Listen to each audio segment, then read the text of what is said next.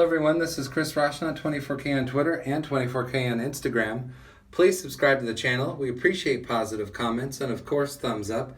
Today we're taking a look at the HyperDrive USB-C and Lightning lanyard cable and then the HyperDrive USB-C Lightning Tough cable. So we'll start over here with the lanyard cable. So it's also braided, we like that. And then inside of here, you just unscrew the top. You have your two pieces. So you have USB-C and then you have your Lightning. Each part of this is metal. And then as you can see, it's braided on each side for extra strength. And then these just slip right back in here so you can wear it as a lanyard. And then screw the top back on. So you're good to go there. So this is 3 feet, 1 meters. And then we'll go over here. This is the Tough USB-C Lightning cable from HyperDrive. These are new and you can find these on the HyperDrive website.